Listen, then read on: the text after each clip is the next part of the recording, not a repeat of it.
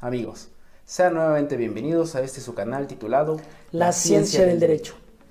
Me presento, mi nombre es Jorge García. Su servidor y amigo Raúl Cortés. Como ya vieron en el título del video, el tema de hoy es Breve Historia del Derecho Penal en México. Antes de comenzar con el tema, quiero comunicarles que elaboramos un documento en digital con toda la información que aquí abordamos, esto con la finalidad de que esté a su alcance. Aquí en la descripción podrán encontrar el link que los dirigirá al Drive, así que comencemos. Claro que sí. Las normas penales en México tienen una larga tradición. Esta se remota a la época prehispánica. Durante este periodo dichas normas no estaban contenidas en leyes como las conocemos hoy en día, sino en códices en forma de pintura, las cuales posteriormente fueron interpretadas y plasmadas en textos por los cronistas españoles. Y es precisamente del derecho prehispánico con el que empezaremos el tema. Una de las principales características del derecho prehispánico es que ya poseían una noción de delitos penales. Su forma de gobierno era teocrática y en el castigo corporal. Sus excesivos métodos de castigo iban desde la flagelación y cortarles la boca de oreja a oreja, así como el empalamiento y la muerte. Algunos de los ejemplos de delitos y penas son los siguientes. El aborto voluntario era castigado con la muerte al delincuente y al cómplice. El abuso de confianza y apropiación de las tierras confiadas con esclavitud. El adulterio con la muerte a los autores y el asalto con la pena de muerte.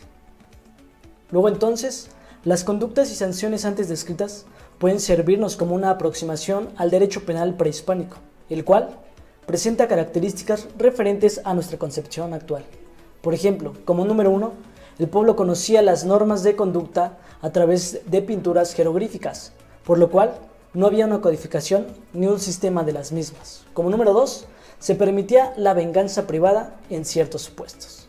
Como número 3, había diversidad de sanciones como la muerte, la esclavitud, privación de la libertad, castigos corporales, destierro e incluso la demolición de la casa del infractor. Como número 4, la duración de la pena y su forma de ejecución dependían de la clase social del delincuente. El siguiente punto es nuestra época precortesiana.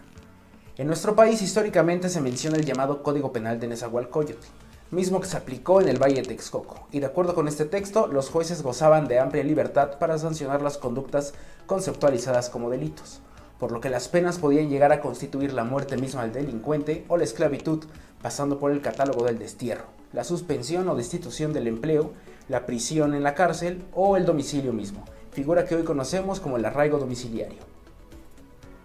Y es así que llegamos a la época colonial, con la conquista, misma que se inicia entre 1519 y 1521, y se establece oficialmente el 8 de marzo de 1535 con el virrey Antonio de Mendoza y Pacheco, y se concluye con la Guerra de Independencia de 1810.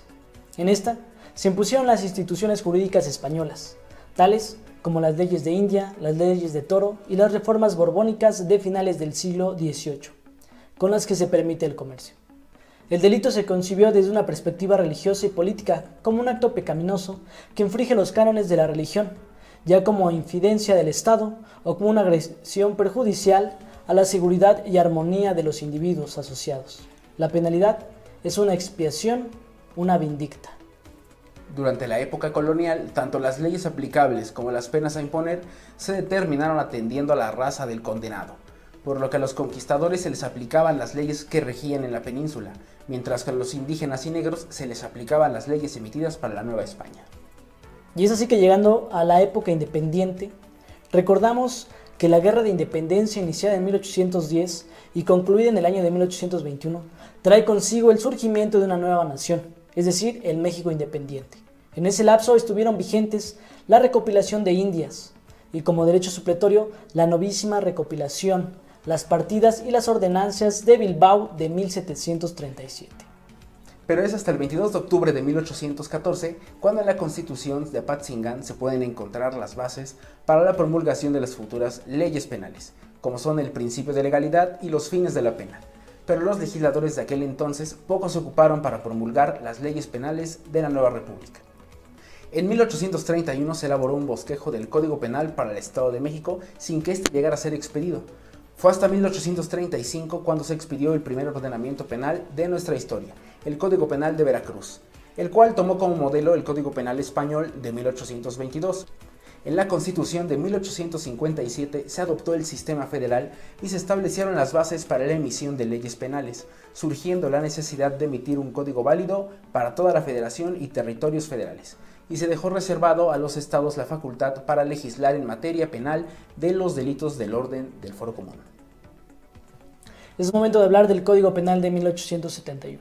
Este código, comprendido por 1151 artículos, tiene marcada la influencia del Código Penal español de 1870, inspirado en las corrientes doctrinales de su época, pero con las innovaciones consistentes en la inclusión de las medidas de seguridad y la institución de la libertad preparatoria.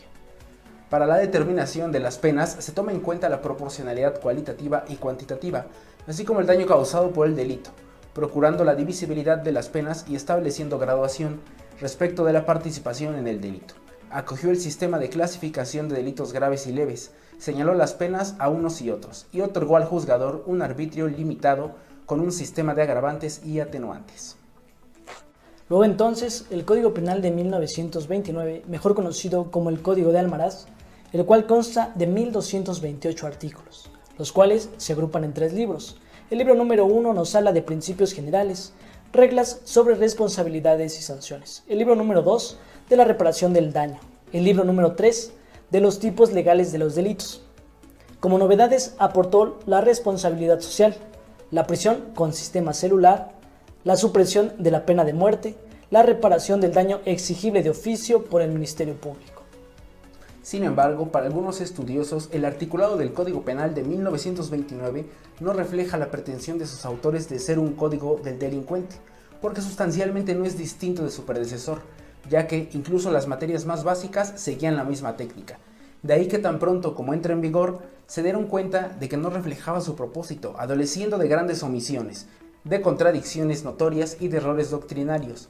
Por ello fue necesario emprender de inmediato nuevos trabajos de reforma que culminaron con un nuevo Código Penal. Es por ello que el Código Penal de 1931 fue su sucesor. Este código redujo considerablemente el número de artículos, ya que solo contenía 400, en los que se recogieron algunas instituciones jurídicas importantes de corte positivista, como la reincidencia y la habitualidad, acudiendo al criterio de la peligrosidad para individualizar la pena. Es así que el referido ordenamiento penal sufrió a través de los años múltiples modificaciones oriundas en las correspondientes reformas que trataron de mejorar sus textos, adaptándolos a las nuevas tendencias de la materia, reformas entre las cuales destacan las de 1984, 1985 y 1994. Y es así que llegamos a la reforma constitucional de 2008. El incremento de la criminalidad, la inseguridad, las injusticias por la impunidad de los delitos cometidos, la condena de inocentes y el desamparo de las víctimas, tuvo como respuesta una profunda reforma a la Constitución Política de los Estados Unidos Mexicanos, la cual, a partir del 18 de junio de 2008, establece las bases de un nuevo sistema en materia de seguridad pública y justicia penal. El Congreso de la Unión aprobó en el 2008 la reforma constitucional en materia penal, con el sustento jurídico para establecer en México el nuevo sistema de justicia penal. A partir de esa fecha se estableció un periodo de 8 años para su implementación y operación en todo el territorio nacional. Esta reforma implicó cambios a 10 artículos constitucionales, sentando las bases para el tránsito de un modelo penal inquisitivo a uno acusatorio adversarial de justicia. Y es así como llegamos al final de este video, esperando haya sido de su agrado. Recuerden suscribirse, dejar su comentario en su canal, La Ciencia del Derecho. Sí, como te decía.